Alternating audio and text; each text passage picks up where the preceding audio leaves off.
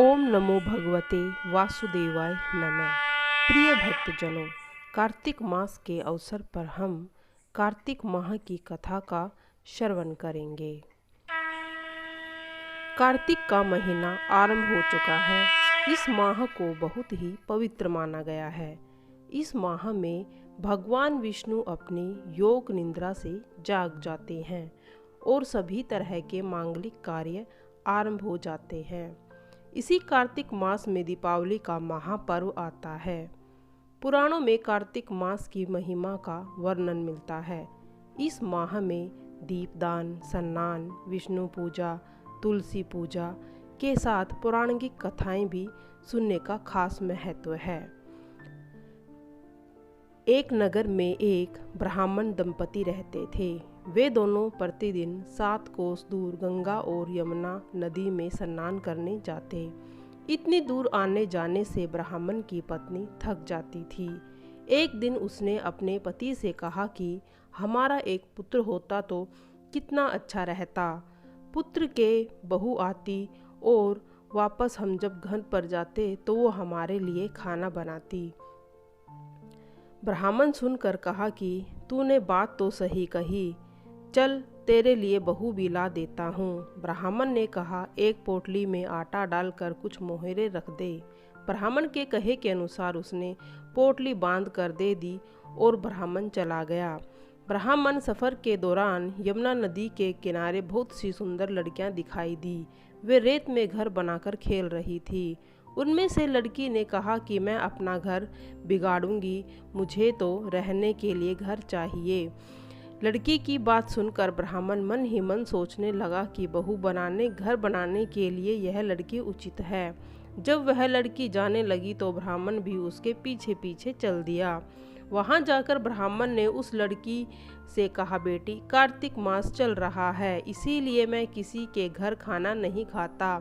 मैं अपने हाथ में आटा लेकर आया हूँ। तुम अपनी माता से पूछो कि क्या वह मेरे लिए आटा छानकर 4 रोटी बना देंगी। यदि वह मेरे लिए रोटी बनाएंगी तो मैं खा लूँगा। लड़की ने जाकर अपनी माँ को ये सारी बात बताई। माँ ने कहा, उचित है, जाकर ब्रह्मदेव से कह दो कि हम अपना आटा दे दो और हम आपकी रोटी बना देंगे। जब वह आटा छानने लगी तो उसमें से मोहरें निकली। उसके बाद मोहरें क्या होंगी। जब ब्राह्मण खाना खाने बैठा तो लड़की की माँ ने उस ब्राह्मण से कहा, क्या आपका कोई लड़का है और क्या आप उस लड़के की सगाई करने जा रहे हैं। यह सुनकर ब्राह्मण ने कहा कि मेरा लड़का तो काशी पढ़ने गया हुआ है, लेकिन यदि तुम कहो तो खांड कटोरे से विवाह करके तेरी बेटी को अपने साथ ले जाऊं। लड़की की माँ ने कहा, ठीक है ब्राह्मण देव। इस बात पर लड़की की माँ ने खांड कटोरे से शादी कर ब्राह्मण के साथ अपनी बेटी को भेज दिया। ब्राह्मण ने घर आकर कहा, रामू की माँ, दरवाज़ा खोलो, मैं तेरे लिए बहू लाया हूँ। ब्राह्मण की पत्नी अंदर से बोला, हमारे तो कोई बेटा ही नहीं है तो बहू कहाँ से आएगी। दुनिया ताने मारती थी, अब तो आप भी मारने लगे हो। ब्राह्मण ने कहा, तू दरवाज़ा तो खोल। जब ब्राह्मणी ने दरवाज़ा खोला तो बहू सामने खड़ी देखकर स्वागत किया और उसे अंदर ले गई। जब ब्राह्मण अपनी पत्नी के साथ नदी पर स्नान करने जाता और पीछे से बहू घर का सारा कामकाज कर खाना बना कर रखती थी, वह उनके कपड़े धोती, रात में उनके हाथ पैर दबाती। इस तरह बहुत से दिन बीत गए। ब्राह्मणी ने अपनी बहू से कहा कि बहू, कभी तू भी चूल्हे की आग बुझने मत देने, मटके का पानी खत्म मत होने देना।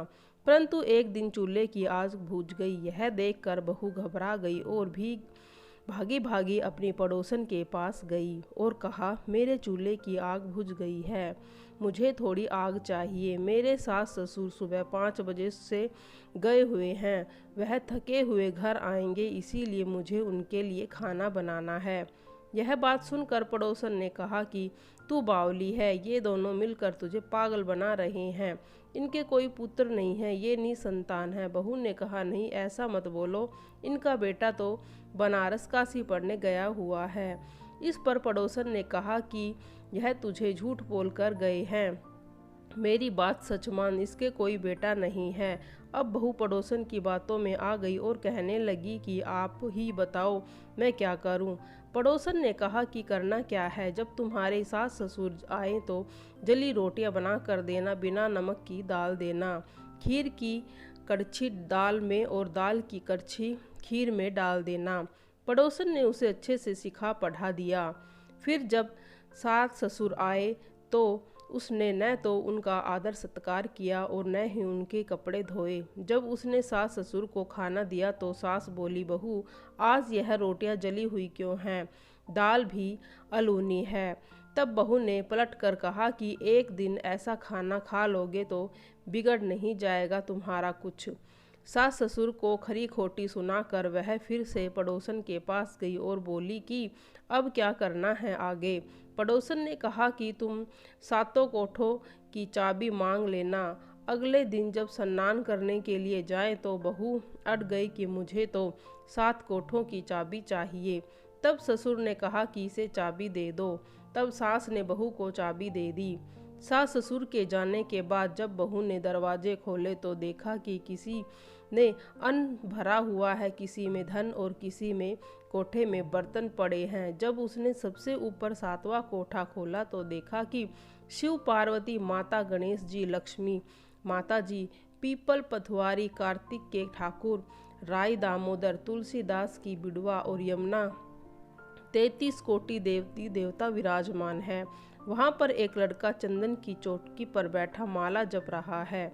यह देखकर उसने लड़के से पूछे, तुम कौन हो? तब लड़का बोला, मैं तेरा पति हूँ, अभी दरवाजा बंद कर दे, जब मेरे माता पिता आएंगे तब दरवाजा खोलना। यह देखकर बहू बहुत खुश हो गई और 16 श्रृंगार कर वस्त्र पहनकर अपने सास ससुर का इंतजार करने लगी।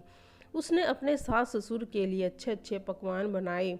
जब उसके सास ससुर घर आए तो उसने उनका आदर सत्कार किया और प्रेम पूर्वक खाना खिलाया और हाथ पैर दबाने लगी। हाथ पैर दबाते बहू ने कहा कि माँ, आप इतनी दूर गंगा यमुना स्नान करने जाती हो और आप थक जाती हो, इसीलिए आप घर में ही स्नान क्यों नहीं करती? यह सुनकर सास कहने लगी कि बेटी, गंगा यमुना घर तो नहीं बहती। तब उसने कहा, हाँ माँ जी बहती है, चलो मैं दिखाती हूँ। जब बहू ने 7वां कोठा खोल कर दिखाया तो उसमें शिव जी, पार्वती, गणेश जी, लक्ष्मी जी, पीपल पथवारी, कार्तिक के ठाकुर, राय दामोदर, तुलसीदास की बिड़वा, गंगा यमुना बह रही और 33 कोटि देवी देवता विराजमान था। वहाँ चौकी पर लड़का बैठा हुआ माला जप रहा था। माँ ने उसे देखकर कहा कि बेटा तू कौन है? लड़का बोला, माँ तेरा बेटा हूँ। तब ब्राह्मणी ने पूछा कि तू कहाँ से आया? लड़के ने जवाब दिया, मुझे कार्तिक देव ने भेजा है। माँ ने कहा, बेटा यह संसार कैसे मानेगा कि तू मेरा बेटा है? माँ ने कुछ विद्वानों से मदद मांगी। पंडितों ने कहा, इस बार तुम बहू बेटा खड़े हो जाओ और ऊपर पार माँ खड़ी हो जाएगी। अंगिया पहनी हो, छाती का दूध निकलकर बेटे की दाढ़ी मूछ भीग जाएगी और पवन पानी से गठजोड़ा बंध जाएगा। मानोगे यह इस माँ का ही बेटा है। उसने ऐसा ही किया। चमड़े की अंगिया फट गई और छाती से दूध निकलकर बेटे की दाढ़ी मूछ भीग गई। पवन पानी से बेटे बहू की गठजोड़ा हो गया। यह देखकर ब्राह्मण और उसकी पत्नी की खुशी का ठिकाना न रहा। यह तो कार्तिक मास की कथा है। कार्तिक के ठाकुर